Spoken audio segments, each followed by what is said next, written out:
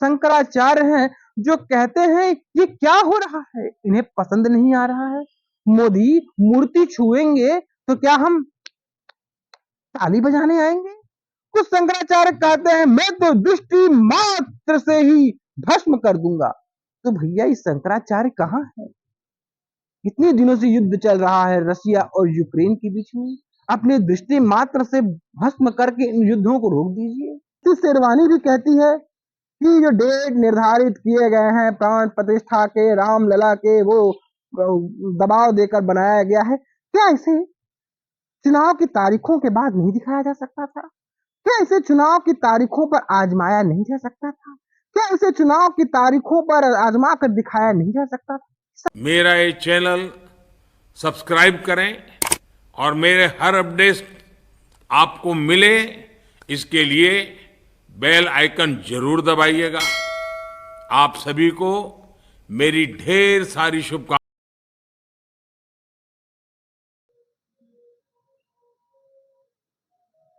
नमस्कार, जय सिया राम, वंदे मातरम, हर हर महादेव। एक बार फिर आप सभी का आज के हमारे इस एपिसोड में आपका स्वागत है।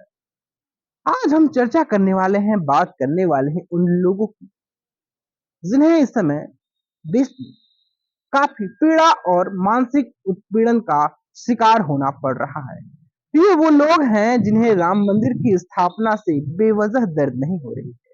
ये दर्द इसलिए हो रही है क्योंकि दर्द और ज्यादा उन्हें बेदर्द करती नजर आ रही है।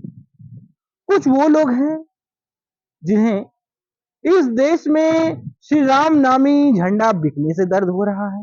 वो कहते हैं कि अब हिंदुस्तान ऐसा हो गया है जहां पर सेकुलरिज्म अब तमाशा हो गया है।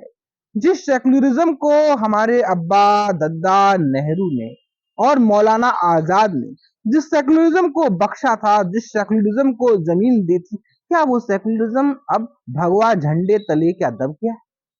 क्या इस देश में सौहार्द और धार्मिक स्थापना की बात होती है, सर्वधर्म संभाव की बात होती है, क्या उस देश में अब राम नामी झंडा बिकेगा? क्या इस देश में सेकुलरिज्म का अब ये तकाजा रह गया है? जिस देश में सेकुलरिज्म की पीपली हमारे प्रथम प्रधानमंत्री नेहरू चच्चा बजाया करते थे, क्या वो पीपली अब बजाना बंद हो जाएगा? क्या जिस सेकुलरिज्म के नाम पर 1990 में एक्ट ऑफ वर्शिप लाया गया था, क्या एक्ट ऑफ वर्शिप अब जमाने और गुजरे हुए दिनों की बात हो जाएंगी? हाय अल्लाह, ये क्या हो गया? हाय अल्लाह, ये दर्द इतनी बेदर्द क्यों है? क्यों लोगों को सेकुलरिज्म समझ में नहीं आ रही? इस राम मंदिर की स्थापना से भी उनको भी दर्द है जो कभी हिंदुस्तान के सनातन धर्म के ध्वजारोहक हुआ करते थे।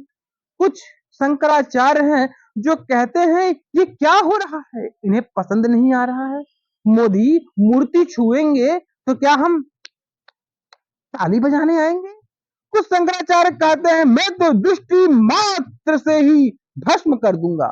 तो भैया ये शंकराचार्य कहाँ है? इतने दिनों से युद्ध चल रहा है रसिया और यूक्रेन के बीच में, अपने दृष्टि मात्र से भस्म करके इन युद्धों को रोक दीजिए।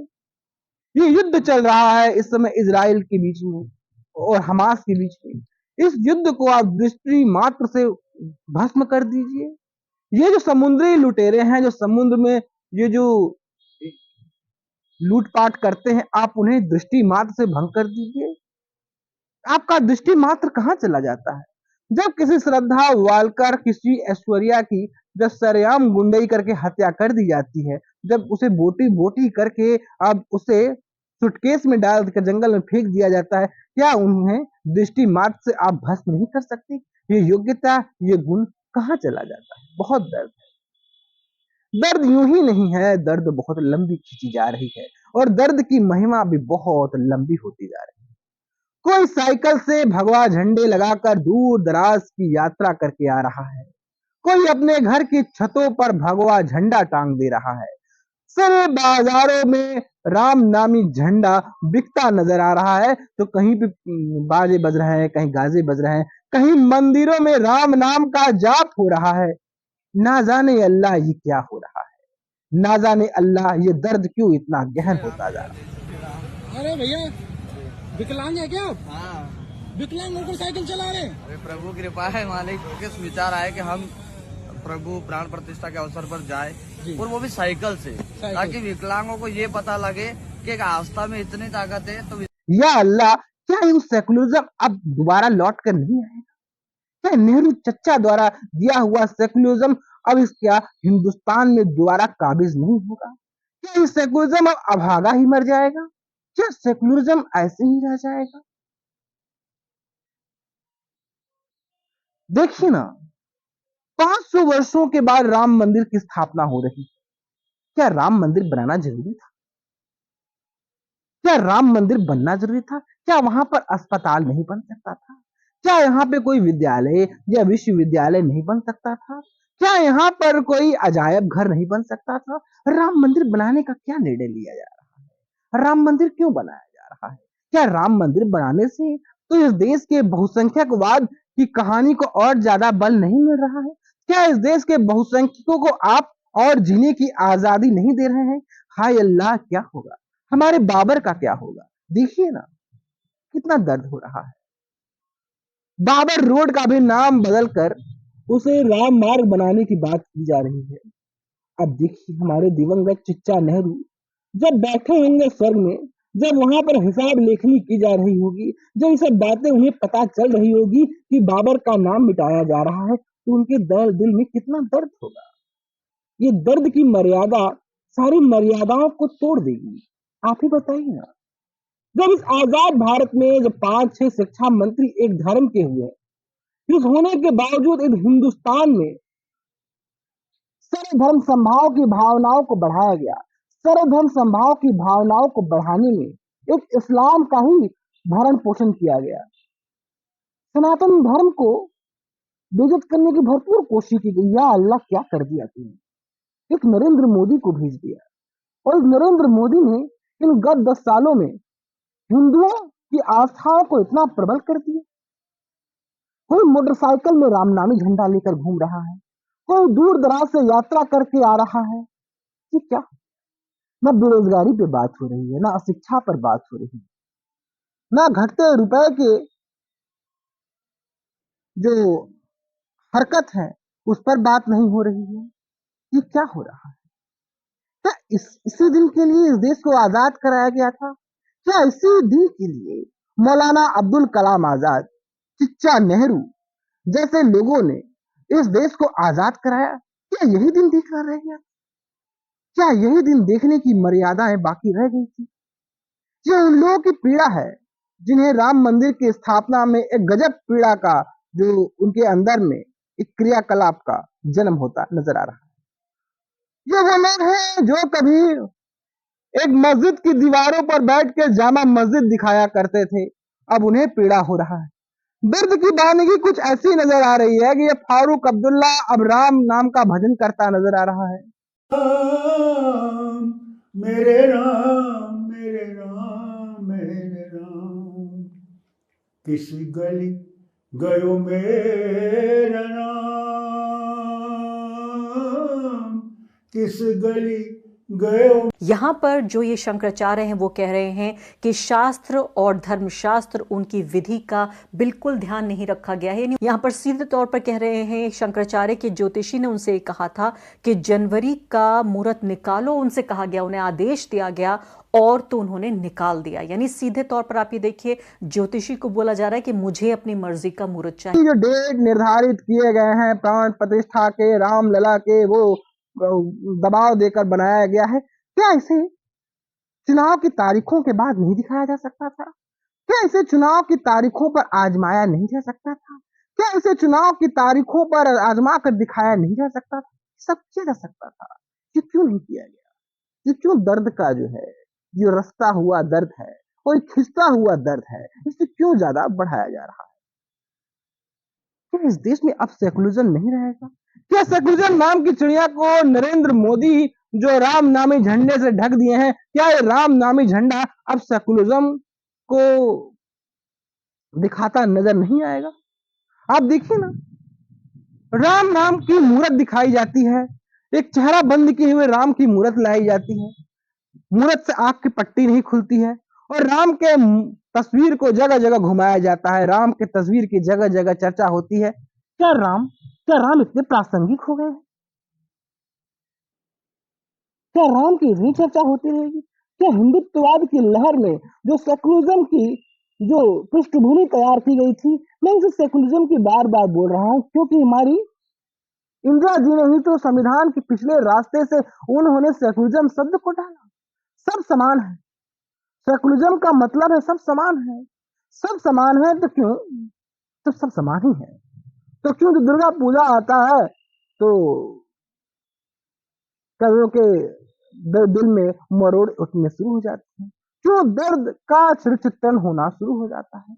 महाराष्ट्र से लोग आ रहे हैं, देखिए ना, महाराष्ट्र से लोग आ रहे हैं अयोध्या में, वो रंगोलियां बना रहे हैं, अल्पनाएं बना रहे हैं, दूर दराज महाराष्ट्र से आ रहे हैं। कोई अपंग है, वो अपंगता से ग्रसित होते हुए भी साइकिल चलाते हुए अयोध्या जा रहा है राम नामी झंडा को टांगे हुए। कई लोग ऐसे हैं जो अपने घर से अयोध्या के लिए निकल रहे हैं अपनी गाड़ी सज्ज करके, तो उनके मोहल्ले वाले, उनके परिवार वाले, उनके चाहने वाले उन्हें विदाई दे रहे हैं कि भान जाना भैया, अयोध्या की एक माटी जरूर लेकर आना।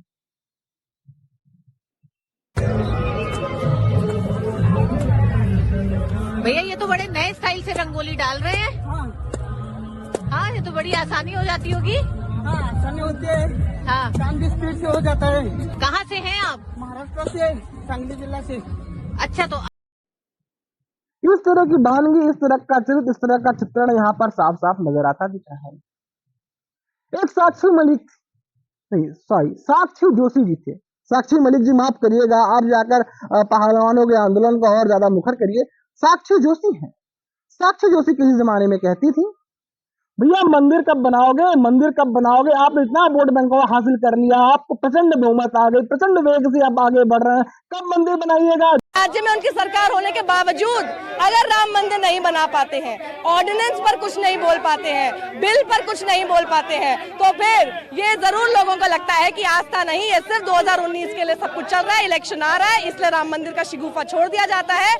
यही एक ऐसी बूटी है जो इलेक्शन में जीत दिलाएगी। ऑर्डिनेंस लाओ ना सर, राम मंदिर बनाइए, भव्य राम मंदिर, हमारी आस्था का इशू है, हमको भव्य राम मंदिर देखना है सर, ऑर्डिनेंस लाइए ना। राम मंदिर बन रहा है ना, 20 करोड़ यूं डाल दो, राम मंदिर बन रहा है, सब कुछ आपका सब सही हो जाएगा अब, क्योंकि राम मंदिर बन रहा है। सारे दुख खत्म हो जाएंगे क्योंकि राम मंदिर बन रहा है।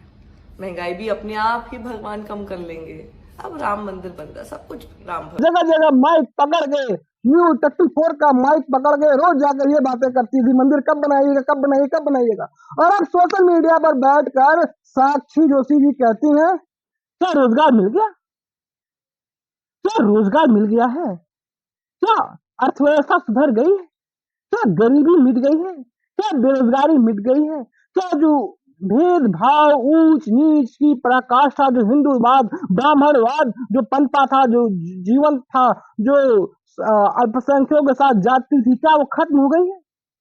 आप इतने करोड़ रुपए मंदिर बनाने के निर्माण में दे रहे हैं, उससे कितना रोजगार जनरेट हो जाता, उससे कितना ज्यादा लोगों के जिंदगी में जो अंधेरा है, जो लोगों को 4 जून की रोटी नहीं मिल रही, जो सड़क के किनारे आप देखे ही होंगे, मकर संक्रांति जब गुजरी थी, कितने बेचारे भिखारी थे, मंदिरों के सामने डटे थे। तो मैं साक्षी जोशी से कहना चाहता हूँ, जब तो न्यूज़ 24 की माइक पकड़ के बैठी थी, मैडम क्या आपने गरीबों के लिए कोई खर्चा पानी किया? कोई गरीबों के लिए कुछ दिया? खाना पीना का बंदोबस्ती किया? कुछ किया? नहीं किया। तो ऐसे लोग हैं जिन्हें दर्द और पीड़ा और उत्पीड़न के जो है वो बहुत ज्यादा नजर आ रहा है। ये कहानी और उनकी जवानी और रवानी है यहाँ साफ साफ नजर आती दिख रही है। मोदी साहब ने गजब पीड़ा किया भैया। कभी जाके मालदीव में समुद्र में छप्पा के छई करके समुद्र में जाकर अटखेलियां करते नजर आते हैं, तो बगल का पड़ोसी जो है उसके पिछवाड़े में दर्द हो जाता है। कभी मोदी साहब करते हैं तो रामेश्वरम में जाकर समुद्र में छपाक मारते हैं, रामेश्वरम में समुद्र में छपाक मारते हैं तो इस देश के सेकुलरिज्म का दिल और दिमाग जो है उड़ान ले लेता है, उन्हें दर्द हो जाता है। क्या अब दक्षिण भारत में भी मोदी कमल खिला देंगे? भैया उत्तर भारत वाले तो गौ पूजा करते हैं, राहुल गांधी की भाषा में उत्तर भारत वालों को बुद्धि दिमाग कम होता है, इसलिए वो नरेंद्र मोदी को वोट देते हैं। अरे तो राहुल गांधी का ही बोल वचन थे कि मंदिर में तो लोग लड़कियां छेड़ने जाते हैं। हो सकता है किसी जमाने में राहुल गांधी बाबा भी मंदिर मंदिर की यात्रा करते नजर आते थे। राहुल बाबा के जमाने में त्रिपुंड लगाकर, भगवा गमछा ओढ़कर मंदिर मंदिर यात्रा करते थे। इनकी बहनियां थी जो देवी स्तुति किया करती थी और कहती थी लड़की हूँ लड़ सकती हूँ, कहती थी लड़की हूँ लड़ सकती हूँ। बिकनी गर्ल को चुनाव में उतार दिया था वोट मांगने के लिए। लास्ट में क्या हुआ, वो बिकनी गर्ल भी कांग्रेस छोड़कर अलविदा हो गई, बोली टाटा बाय बाय ओके। वो तमाम तरह की बातें हो गई। ये दर्द यूं ही नहीं उठता, दर्द यूं ही नहीं जलता है, दर्द को जलाना पड़ता है, दर्द को दिखाना पड़ता है। ये दर्द ऐसे नहीं उभरता है, हर दर्द में एक नया दर्द को जगाना पड़ता है। ये दर्द ऐसे ही नहीं बनता है, ये दर्द की कई दर्द की इंतहा होती है, ये दर्द की कई दर्द की चरित्र होती है। और राजा रवीश कुमार, मुख्यमंत्री योगी आदित्यनाथ प्रमोद श्रीवास्तव के अनुसार 7 बार अयोध्या गए हैं और 3 बार फैजाबाद जा चुके हैं। अब सवाल पूछा जा सकता है कि प्रधानमंत्री अयोध्या कब जाएंगे, बाबरी मस्जिद ध्वंस और राम मंदिर के मसले पर कब बोलेंगे। सवाल है प्रधानमंत्री मोदी कब राम मंदिर पर अपना भाषण देंगे। बहुत आसानी से गोदी मीडिया या बीजेपी का तंत्र उनके भाषण को राष्ट्रीय भाषण कह देगा, लेकिन क्या वो राजनीतिक नहीं होगा? प्रधानमंत्री को ही हर मौके पर क्यों भाषण? साक्षी जोशी, हमका सस्ती शेरवानी, या फिर हमारे अभिमुक्तेश्वरानंद हो गए, और एक हमारे सज्जन है जो कहते हैं मोदी मंदिर मूर्ति छुएंगे तो क्या हम ताली बजाएंगे। तो मैं कहना चाहता हूं भाई आप लोगों को क्या हो गया है। चलिए, सस्ती शेरवानी तो अपने धर्म का क्रियाकलाप करती है, सस्ती शेरवानी उस कई मसले ऐसे होते, कई मुद्दे ऐसे आते वहां वो नहीं बोलती है। मैं अभिमुक्तेश्वरानंद से बात करूं या शंकराचार्य, दो शंकराचार्य से मैं बोलना चाहता हूं कि जब इस देश की धर्म ध्वजाओं को गिराया गया, जब इस देश की धर्म ध्वजाएं तोड़ी गई, जब देश में सनातनियों के साथ जाति हुई, जब इस देश में सनातनियों के साथ वारदातें हुई, तब आप कहाँ थे? तब अपने धर्म की ध्वजा पताका क्यों नहीं लहराई? जब रामनवमी के अवसर पर, जब श्री राम लला के जन्म अवसर पर, जब बंगाल में तांडव हुआ, जब गाड़ियां फूकी गई, जब लोगों को मारा गया, जब हत्याएं हुई, तमाम तरह की कहानियां एक विशेष समुदाय द्वारा की गई, तब आप कहाँ थे? तब आपने धर्म की ध्वजा और पताका क्यों नहीं लहराई? तब आपको पीड़ा क्यों नहीं हुआ? बताइए, तब कहाँ थे ये शंकराचार्य? तब ये शंकराचार्य मौन क्यों थे? क्यों मुंह में सेकुलरिज्म की टाफी डालकर चुगलाते नजर आ रहे थे? क्यों मुंह में सेकुलरिज्म की टाफी डालकर चुप रहने की आदतें उन्होंने अख्तियार कर ली थी? तब क्यों नहीं बोला? और आज जब 500 वर्षों के सतत संघर्ष के बाद रामलला की जब स्थापना हो रही है, तो ये क्यों दर्द हो रहा है? क्यों पेट में मरोड़े उठ रहे हैं? क्यों विपक्ष के पिच पर बल्लेबाजी करते नजर आ रहे हैं? ना विपक्ष का गेंद स्विंग कर रहा है, ना विपक्ष का गेंद बाउंस कर रहा है, ना विपक्ष के पास कोई रन रेट है, ना विपक्ष के पास कोई सियासी मेल है। जनता द्वारा अपेक्षित है। लोग देश के दूर दराज हिस्से से आ रहे हैं अयोध्या में, देश के दूर दराज के हिस्से से आ रहे हैं। कोई फूल मालाएं लेकर आ रहा है, कोई तमाम तरह की बातें कर रहा है, कोई अयोध्या सजा रहा है, कोई मन्नतें मांग रहा है, तमाम तरह की बातें हो रही हैं। और जो सेकुलरिज्म की पिपली बजाते हैं, जो सेकुलरिज्म का गाना गाते हैं, जो सेकुलरिज्म का एक ही राग, एक ही अनुसरण, एक ही चरित्र, एक ही चेहरे का जो भाव भंगिमा अपनाए हुए हैं, कम से कम उन्हें बाबरी मस्जिद के पैरोकार रहे कि बेटे इकबाल अंसारी से पूछना चाहिए, उन्होंने मजहब की सारी दीवारों को त्याग दिया है। इकबाल अंसारी बाबरी मस्जिद के पक्षकार के बेटे हैं, उनके पिताजी मरहूम हो गए। वो खुद लोगों का स्वागत कर रहे हैं। नरेंद्र मोदी ने जब उनका स्वागत किया तो उनकी भावभंगिमाएं देखने लायक थी। वहां के लोगों में कोई भेद नहीं है, कोई विचार नहीं है, कोई बाधाएं नहीं है, कोई चरित्र नहीं है, कोई तिरस्कार नहीं है। अरे कम से कम सेकुलरिज्म की पीपली बजाने वाले कम से कम इकबाल अंसारी को तो देख ले। इस पर ये बातें नहीं करेंगे, इस पर कोई टिप्पणी नहीं है, इस पर कोई चित्रण है, इस पर कोई बानगी नहीं है, इस पर कोई दीवानगी नहीं है। सारी ये समस्याएं तो उन्हें तो सिर्फ नरेंद्र मोदी से ही नजर आती है। सारी दर्द, सारी गाथाएं, सारी समस्याएं, सारे जो चरित्र चित्रण है वो नरेंद्र मोदी से है। या अल्लाह, ये दर्द कब मिटेगी? या अल्लाह, ये दर्द की दीवार कब गिरेगी? इस दर्द की कोई सुबह नहीं है, ये दर्द की रात बीतने वाली है। ये दर्द यूं ही नहीं जन्मा है, ये दर्द 2014 में समस्त सनातनियों ने एकजुट होकर जो वोट कर डाला, फिर 2019 में तो समस्त सनातनियों ने एकमुश्त होकर नरेंद्र मोदी को प्रचंड बहुमत दिलाई। इस आजाद भारत में पहली बार सनातन के लिए दुनिया के सबसे पुराने धर्म सनातन धर्म को जीवंत करने का जो बीड़ा उठाया, ये सनातन धर्म के जीवंत होने का ही परिणाम है। ये दर्द इनकी और ज्यादा लंबी हो गई है, ये रात लंबी है, ये गुजर जाएगी। ये रात लंबी है, गुजर जाएगी। तुम जरा दर्द और झेलो, तुम्हारी दर्द बढ़ जाएगी। तो दोस्तों, आपको हमारी ये कहानी कैसी लगी, आपको हमारा एपिसोड कैसा लगा, आप जरूर बताएं। दोस्तों, आपसे गुजारिश है, निवेदन है कि आपको हमारा एक कंटेंट पसंद आ रहा है तो हमें सहयोग कर सकते हैं, हमें कंट्रीब्यूट कर सकते हैं। आप हमारे चैनल को लाइक शेयर सब्सक्राइब कर आप हमें सपोर्ट भी कर सकते हैं। जाते जाते इतना ही कहूंगा कि कल 22 जनवरी है, कल रामलला की प्राण प्रतिष्ठा होगी। देखिए, पूरे देश में, पूरे भारत में, पूरे विश्व पटल पर राम का ही लहर है, राम की ही चर्चा है। ब्रिटिश पार्लियामेंट के हाउस ऑफ कॉमन में राम नाम की गूंज हो गई भैया, तो और कहां नहीं होगा। ये सनातन के उद्गम का समय है, सनातन के उद्धार का समय है। जब ब्रिटेन जैसा देश, जिसके कहते थे कि कभी उसका सूर्योदय अस्त नहीं होता था, उसका प्रधानमंत्री एक सनातनी हिंदू है जो गौ पूजा करता है। आप देख सकते हैं, मुझे खड़ा होकर स्क्रीन पे रिकॉर्डिंग कर रहा हूं तो हमारे अगल बगल ढोल ताशे नगाड़े के और राम धोनी के सुर का जो गान है वो पीछे पीछे हल्की हल्की आपको सुनाई दे रही होगी। ये परिवर्तन का समय है, नवरस का समय है, जो नव समाज को नव रास्ते पर लाने का समय। तो दोस्तों, बहुत बहुत शुक्रिया, बहुत बहुत आभार। सहयोग करिएगा, सपोर्ट करिएगा। अच्छा लगे तो वीडियो में लाइक कमेंट भी जरूर करिएगा। तो फिर मिलते हैं, नमस्कार।